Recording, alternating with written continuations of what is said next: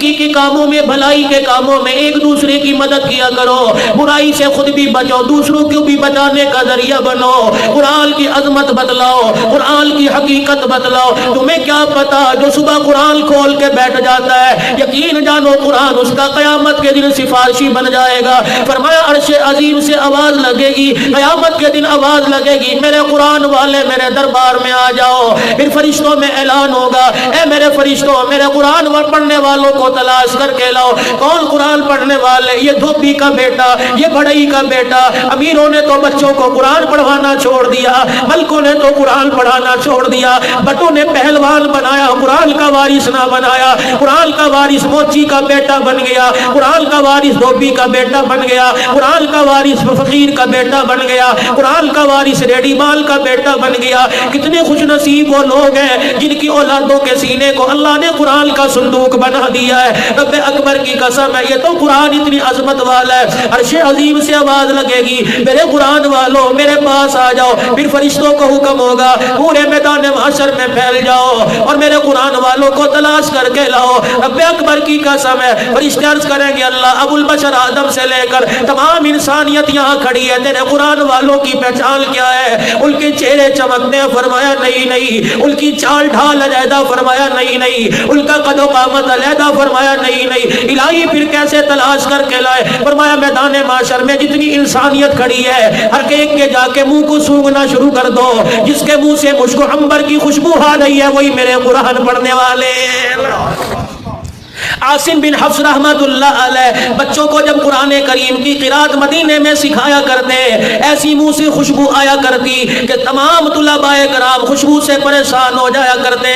ایک دن سارے شاگردوں نے آن لیا، چاروں طرف بیٹھ گئے، کہنے لگے حضرت آج مسئلہ بتاؤ، جب آپ تلاوت کرتے ہو مشک و عنبر کی خوشبو بھی تیرے منہ کی خوشبو پہ قربان ہو جاتی ہے، حضرت بتاؤ مسئلہ کیا ہے؟ فرمانے لگے راز راز رہنے دو، لیکن تم نبی کے مہمان ہو، آؤ میں تمہیں یہ راز بتا دیتا ہوں۔ ایک دن میں ریاض الجنہ میں بیٹھا قرآن کریم کی تلاوت کر رہا تھا، عصر کی نماز کے بعد پڑھتے پڑھتے مجھے نیند آ گئی، جیسے میری آنکھ بند ہوئی مجھے کملی والے کی زیارت نصیب ہو گئی۔ رحمت والے نبی میرے سامنے تشریف لے آئے، فرمانے لگے عاصم جب تو قرآن پڑھتا ہے مجھے بڑا پیارا لگتا ہے، جب تو قرآن کریم کی تلاوت کرتا ہے میرا دل چاہتا ہے میں تیرے ہونٹوں کا بوسہ لے لوں۔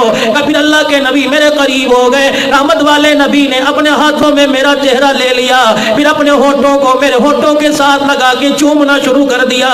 رب اکبر کی قسم ہے، یہ خوشبو کا کمال نہیں، محمد کے بوسہ لینے کا کمال ہے۔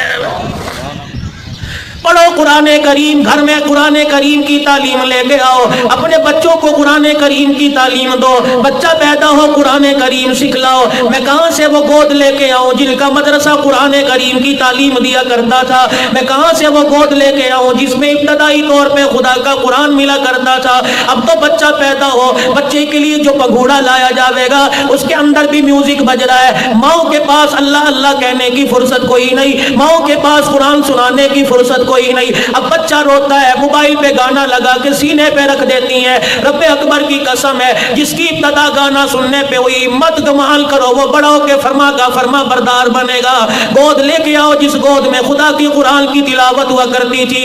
حضرت شاہ فخر الدین رحمت اللہ علیہ، حضرت بہاول حق زکریہ ملتانی رحمت اللہ علیہ کے پاس پڑھنے کے لیے آئے، جوان اچھا لگا، اپنی بیٹی کا رشتہ دے دیا۔ کچھ عرصے بعد حضرت بہاول حق زکریہ ملتانی کی بیٹی کا انتقال ہو گیا۔ اپنے بیٹے شاہ صدر الدین رحمت اللہ علیہ سے کہنے لگے، بیٹے تیری بہن کا انتقال ہو گیا، تیرا بہنوئی اکیلا تنہا رہتا ہے، اگر اجازت دو تو تیری دوسری بہن کا نکاح کر دو۔ فرمانے لگے ابا جان اس کا نفس نہیں مرا، ابھی اللہ کی اب ایمان کی حلاوت دل میں نہیں آئی، ابھی اللہ اللہ کہنا صحیح معنوں میں نصیب نہ ہوا۔ ابا کہنے لگے بیٹے تو نے کیسے پہچان لیا کہ اس کا نفس نہیں مرا؟ ابا کل صبح فجر کی نماز ہو رہی تھی، امام صاحب قرآن کی تلاوت کر رہے تھے، یہ گرمی کی وجہ سے کرتے کے دامن سے پنکھا جھل رہا تھا۔ ابا جان جسے گرمی سردی کا اللہ کے سامنے کھڑے ہوتے ہوئے خیال آ جائے ہم اسے اپنا داماد بنانا گوارا نہیں کرتے۔ پتہ لگا حضرت شاہ فخر الدین رحمت اللہ علیہ کو حضرت بہاول حق زکریہ ملتانی نے یوں کہا، بڑے مایوس ہو گئے اور مایوس ہو کے واپس کرنال پانی پت میں تشریف لے گئے۔